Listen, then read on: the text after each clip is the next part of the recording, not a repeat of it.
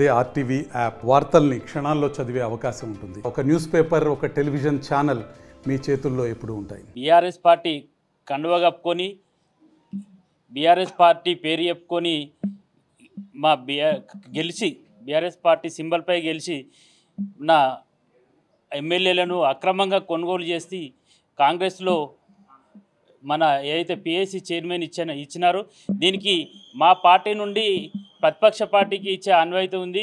దీన్ని మీరు అక్రమంగా చేర్పించుకొని ఎందుకు చేర్పించుకున్నారన్న అడిగినందుకు కౌశిక్ రెడ్డి గారి ఇంటిపైన దాడి చేయడం మరీ దారుణం.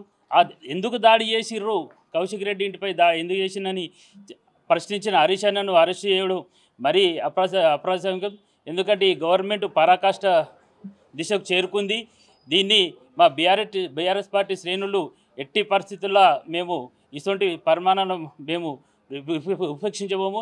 ఎందుకంటే మీరు ముందస్తు అరెస్ట్ చేసినా కూడా మేమేం ఊక్కునేది లేదు. ఎట్టి పరిస్థితుల్లో మేమే కాదు, మా బీఆర్ఎస్ పార్టీ శ్రేణులు ఖచ్చితంగా కాంగ్రెస్ పార్టీకి, అధికార ప్రభుత్వానికి ఖచ్చితంగా మేము గుణపాఠం చెప్తాం. ప్రభుత్వ మొండి వైఖరి, పరిపాలన చేతగాక ఇతర ఎమ్మెల్యేలను కొనుక్కొని నేను కౌశిక్ రెడ్డి మాట్లాడిన దాంట్లో తప్పేం లేదు. నేను బీఆర్ఎస్ పార్టీ ఉన్నా కాంగ్రెస్లో పోలేదన్నట్టు మాట్లాడిన అరికెపూడి గాంధీ గారు కండువా కప్పి ప్రెస్ మీట్ పెడదామని చెప్పి కౌశిక్ రెడ్డి అన్నాడు. దానికి నువ్వు ప్రెస్ మీట్ ద్వారానో ఏదో ద్వారా నువ్వు అది చేసుకోవాలి.